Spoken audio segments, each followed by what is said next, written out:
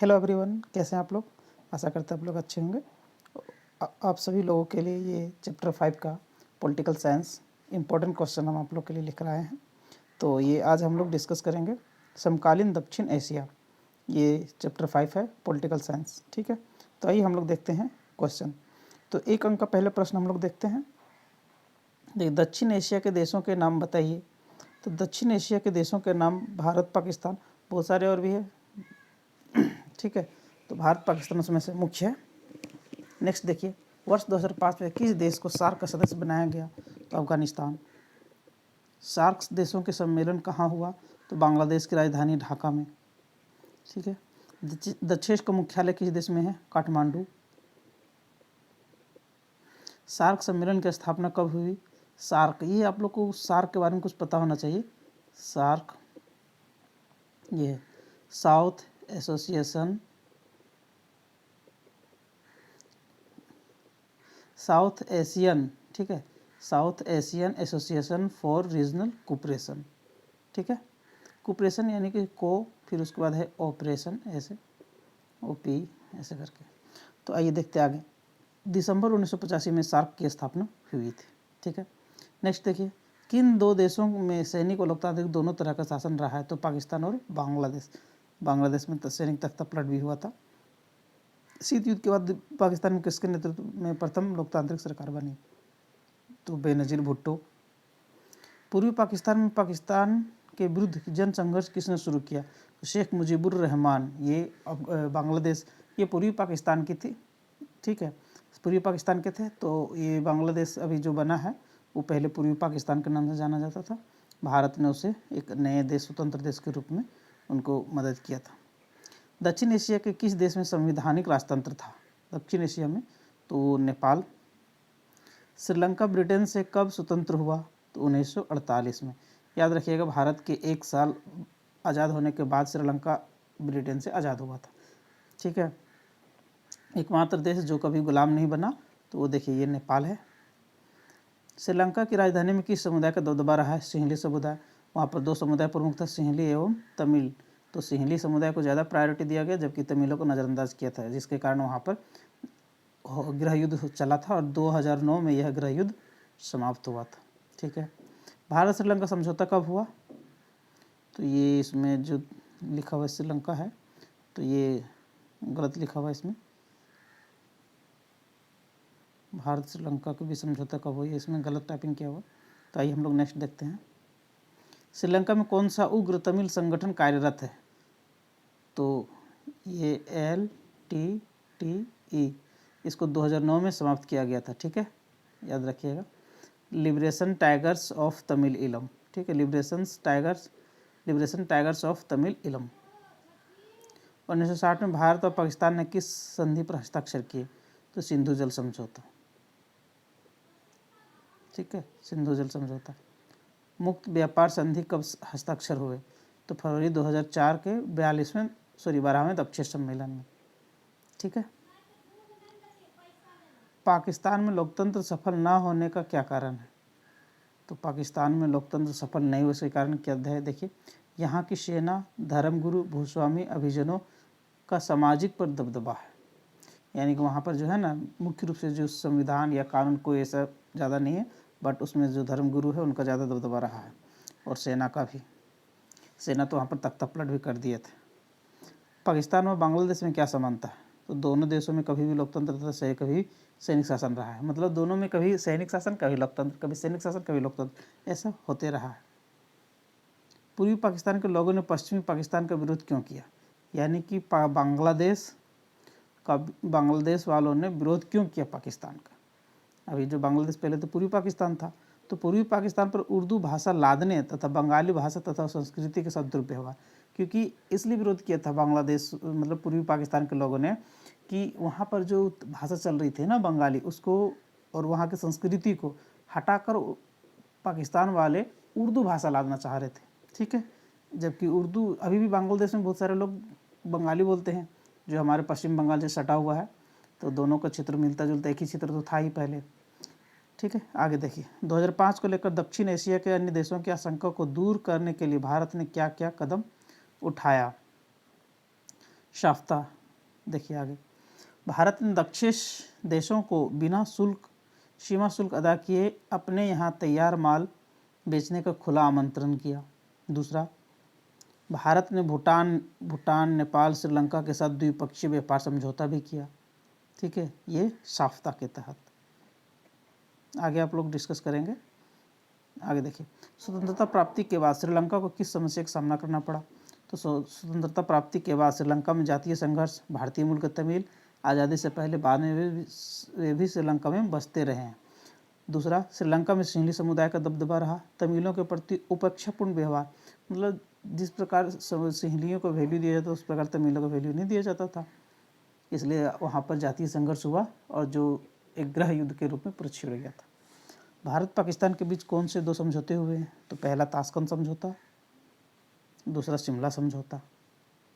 SAARC और शाफ्ता का पूर्ण रूप लिखिए। देखिए यहाँ पर आगे क्वेश्चन, इसको देखिए।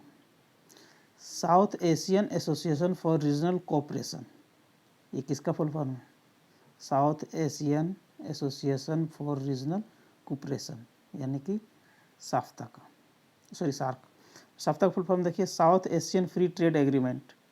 ठीक है, SAFTA, South Asian Free Trade Agreement, ये इसके तहत एग्रीमेंट किया गया था ताकि सीमा शुल्क को घटाकर सब लोग एक दूसरे के साथ व्यापार कर सकें, खास करके जो साउथ एशिया में स्थित हैं वे सारे देश। सार्क के सिद्धांतों के विषय में बताइए। तो सार्क का सिद्धांत क्या था? तो पहला सिद्धांत क्या था? सदस्य राज्यों के आंतरिक विषयों पर अहस्तक्षेप, मतलब कोई भी एक दूसरे का आंतरिक विषय जो रहेंगे देश के मैटर में कोई भी हस्तक्षेप नहीं करेगा। क्षेत्रीय सहयोग प्रभुसत्ता, समानता तथा प्रादेशिक अखंडता के आधार पर होगी। ठीक है, सहयोग द्विपक्षीय व बहुपक्षीय न होकर अतिरिक्त सहयोग पर होगा। गरीबी, अशिक्षित तथा कुपोषण आदि समस्याओं के समाधान, बहुत ज़्यादा ये हमारे देश में बहुत सारे, पहले तो अभी कुपोषण के मामले खैर कम आ रहे, बट पहले बहुत ज़्यादा कुपोषण के मामले आते थे। और अशिक्षा, यानी कि जिसके पास शिक्षा नहीं है, और गरीबी से तो अभी भी भारत लड़ ही रहा है। ऐसे 2 मसलों के नाम बताएं जिन पर भारत बांग्लादेश के बीच आपसी सहयोग है, और इस तरह 2 ऐसे मसलों के नाम बताएं जिन पर असहमति है। ठीक है, तो पहले हम लोग देखते हैं सहमति वाला कि कौन कौन से मैटर पे हम लोग दोनों, मतलब भारत और बांग्लादेश सहमति जताया है। तो पहले देखिए, ब्रह्मपुत्र व गंगा नदी के जल बंटवारे के लिए फरक्का संधि। तो आप लोग एक चीज़ याद रखिएगा कि फरक्का जल संधि किस देश के साथ है? तो बांग्लादेश है। सिंधु जल संधि पाकिस्तान के साथ। आतंकवाद पर सहमति, वो भी चाहता है कि आतंकवाद पे बैन लगाया जाए, दोनों सहमति। अब असहमति किसमें है? तो चकमा शरणार्थी, भारत की सरकार पर चटगांव पर्वतीय क्षेत्र में विद्रोह को हवा देना, बांग्लादेश के प्राकृतिक गैस में सेंधमारी। ठीक है, इस सब मामले पर बांग्लादेश असहमति जताया है। देखिए, कुछ ज़्यादा डिस्कस नहीं कर सकेंगे क्योंकि वीडियो फिर काफ़ी लंबा हो जाएगा, इसलिए हम लोग जो इंपॉर्टेंट क्वेश्चन देख रहे हैं तो इसको थोड़ा जल्दी में देखेंगे। भारत और पाकिस्तान के बीच में हाल में क्या समझौता हुआ? तो हाल ही में क्या समझौता हुआ? पाकिस्तान आतंकवाद को पाकिस्तान में पनपने नहीं देगा, सिर्फ समझौता हुआ, बल्कि ऐसा कुछ करने वाला नहीं है वो। 2004 में श्रीनगर मुजफ्फराबाद के बीच बस सेवा की शुरुआत हुआ। भारत पाक ने साहित्य, कला एवं संस्कृति तथा खिलाड़ियों को वीज़ा देने पर समझौता किया। आर्थिक तथा सांस्कृतिक क्षेत्रों में एक दूसरे की मदद तो काफ़ी हम लोग करने के लिए रेडी हैं और करते भी रहे हैं, लेकिन पाकिस्तान का जो नीयत रहा है वो शुरुआत से ही ठीक नहीं रहा है भारतीयों के प्रति। आइए हम लोग देखते हैं चौथा क्वेश्चन। दक्षिण एशिया में द्विपक्षीय संबंधों को बाहरी शक्तियाँ कैसे प्रभावित करती है? तो दक्षिण एशिया विश्व के महत्वपूर्ण देशों को प्रभाव जमाने का प्रयास करती है। भारत पाक संबंधों पर अमेरिका का प्रभाव, ये बीच में उसके आ जाने से फिर बीच में थोड़ा सा अनबन ज़्यादा हम लोग को बीच में होने लगा है। चीन पाकिस्तान साझेदारी तथा भारत चीन संबंधों में रुकावट, अमेरिका में दक्षिण एशियाई मूल के लोगों की संख्या, जनसंख्या, बाजार इत्यादि, ये सभी क्या है? ये सब सारे प्रभावित करने वाले कारक हैं। शिमला समझौता के विषय में बताइए। तो शिमला समझौता क्या था? आइए उसको देखते हैं।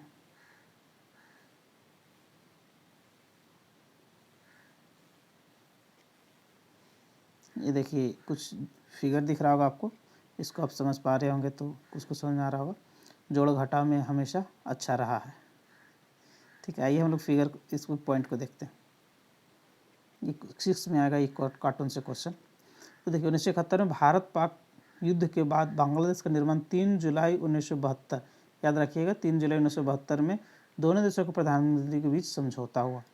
दोनों देश 30 दिन के अंदर अपनी सीमाएं अंतर्राष्ट्रीय सीमा पर लाना, एक दूसरे की सीमा का उल्लंघन न करना, परस्पर विरोधी प्रचार न करना, संबंधों को सुधारने का प्रयास, दोनों देश आर्थिक, व्यापारिक तथा सांस्कृतिक क्षेत्रों में सहयोग करना। ठीक है, ये समझौते पर हस्ताक्षर हुआ था भारत और शिमला समझौते के मैटर पे। ठीक है, अब देखिए कार्टून को, उसके बाद 6ठा नंबर का क्वेश्चन इसी से है। ये परवेज मुशर्रफ है। ठीक है, इसको ध्यान में देखिएगा, ये परवेज मुशर्रफ जी हैं। अब आइए देखते हैं इसके बारे में क्वेश्चन। ऊपर दिए कार्टून से निम्न तथा निम्न प्रश्न 2, मतलब इसके प्रश्न का उत्तर देना आपको। पहला, प्रथम समीकरण में राष्ट्रपति की भूमिका में जनरल की भूमिका को घटा क्या दिखाया गया है? तो प्रथम समीकरण में राष्ट्रपति भूमिका में जनरल की भूमिका को घटाकर दिखाया गया है कि राष्ट्रपति की शक्तियाँ 0 है। ठीक है, उसमें दिखाया गया 0 घटाकर, देखिए इधर देखिए, राष्ट्रपति की शक्तियों को घटाकर सेना, राष्ट्रपति की शक्ति माइनस सेना की शक्ति बराबर 0 कर दिया गया। द्वितीय में जनरल की भूमिका में राष्ट्रपति को भूमिका को घटाकर क्या दिखाया गया है? तो घटाकर क्या दिखाया गया है उसको समझिए। जनरल की भूमिका में राष्ट्रपति की भूमिका को घटाकर यह दर्शाया गया है कि जनरल की शक्तियाँ फिर भी कायम है और राष्ट्रपति की शक्तियाँ 0 है। दूसरे में ये दिखाया गया है कि राष्ट्रपति की शक्तियाँ जो है 0 है, जबकि जनरल की शक्तियाँ फिर से कायम रहेगी, जबकि परवेज मुशर्रफ क्या थे? जनरल थे। आगे देखिए तीसरा क्वेश्चन। तीसरे में राष्ट्रपति व जनरल को जोड़कर क्या दिखाया गया? तीसरे समीकरण में यह बताया गया है कि जनरल चाहे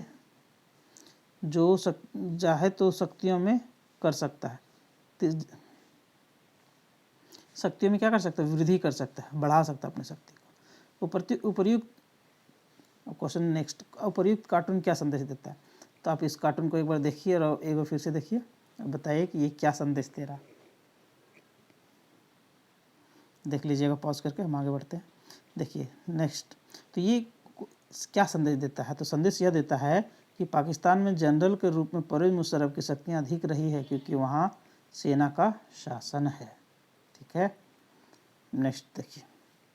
दक्षिण एशिया के देशों के बीच आर्थिक सहयोग की राह तैयार करने में दक्षेस यानी कि सार्क, ये तो आपको पता होगा कि सार्क जो है दक्षेस दोनों सेम है, की भूमिका और सीमाओं का आलोचनात्मक मूल्यांकन करें। दक्षिण एशिया की बेहतरी में दक्षेस यानी कि सार्क ज़्यादा बड़ी भूमिका निभा सके, इसके लिए आप क्या सुझाव देंगे? तब सुझाव कुछ दे सकते हैं। देखिए, तो दक्षेस सार्क की भूमिका दक्षिण एशियाई देशों द्वारा बहुस्तरीय साधनों से आपस में सहयोग और संगठित समूह बनाना, जिसकी शुरुआत 1985 में हुई। ये तो दक्षिण 1985 में शुरुआत हुआ था, ये तो पता है। अब आगे क्या है कि 1 जनवरी 2006 को साफ्टा को लागू करना। आर्थिक क्षेत्र में सार्क का महत्व, व्यापार को बढ़ावा, एशियाई देशों की अर्थव्यवस्था में सुधार। सीमाएं क्या है? तो भारत पाक का कटु संबंध है, साफ्ता को लेकर आशंका है, आंतरिक अशांति व अस्थिरता है। ठीक है, इसको थोड़ा मिनिमाइज करते हैं। देखिए ऐसे आप इसको स्क्रीनशॉट करके लिख सकते हैं या फिर पॉज करके लिख सकते हैं। अब इसमें क्या है कि ये इस तरह का समस्याएं हमारे बीच में हमारे और पाकिस्तान के बीच में देखने को मिलता है, तो इसके लिए सुझाव क्या है उसको समझिए। तो भारत पाक संबंधों में विश्वास होना, सबसे पहला सुझाव हम लोग यही देंगे कि उसको विश्वास, रिश्ते जो है ना विश्वास पे टिके होते हैं, विश्वास पहले करना जरूरी होता है। तो सार्क देशों में संधि, मित्रता तथा समानता होना, ये दो चीज़ होना जरूरी है, तभी हम लोग अपने इस सार्क को सफलपूर्वक आगे और बढ़ाने पाएंगे। भारत पाकिस्तान के मध्य हुए संघर्षों के प्रमुख घटकों के बारे में बताइए। तो सबसे पहले जो संघर्ष शुरू हुआ तो 1947-48 में कश्मीर समस्या को लेकर, 1965, 1971 तथा 1990 के भारत पाक युद्ध, सियाचिन ग्लेशियर पर नियंत्रण, सियाचिन पे जो पाकिस्तान कब्जा कर लिया, अमेरिका द्वारा पाक को वित्तीय और सैनिक सहायता जिसे भारत अपने लिए खतरा मानता है, और नेक्स्ट है सिंधु जल संधि। ये इस प्रकार के प्रमुख घटनाएं हुई है पाकिस्तान के साथ, जो आज भी हम लोग उनके साथ क्या है, कटु संबंध है। और भी क्या है, कच्छ के रण में सरकिर की सीमाओं पर विवाद, भारत का पोखरण, पाकिस्तान का चगाई पहाड़ों में परमाणु परीक्षण, ये भी भारत पाकिस्तान के संबंध को थोड़ा सा खराब कर रहा है क्योंकि दोनों परमाणु संपन्न देश हैं। भारत, नेक्स्ट क्वेश्चन देखिए, भारत के दक्षिण एशियाई देशों के साथ किस प्रकार के संबंध रहे हैं? तो भारत पाक संबंधों में शुरुआत से कटुता व अविश्वास रहा है। बांग्लादेश के साथ मधुर संबंध तो हैं। श्रीलंका के साथ जातीय संघर्ष को लेकर थोड़ा तनाव है भारत के साथ। भारत भूटान तथा मालदीव के साथ अच्छे संबंध है। नेपाल के साथ मधुर संबंध, परंतु वर्तमान समय में नेपाल की सरकार में माओवादी के आने से कटुता आ गई है। माओवादी की सरकार आ गई है वहाँ पर, इसके कारण आज हम लोग और नेपाल के बीच में थोड़ा सा संबंध खराब हो रहा है। ठीक है, तो ये था आप लोग का चैप्टर 5 का पॉलिटिकल साइंस के इंपॉर्टेंट क्वेश्चंस। आप लोग इसको एक दो बार फिर से देखें ताकि थोड़ा सा और रिवाइज हो जाए, और एग्ज़ाम से पहले आप लोग को पूरा चैप्टर का रिवीजन कराया जाएगा। तो आप लोग एग्ज़ाम की तैयारी अच्छे से करिए।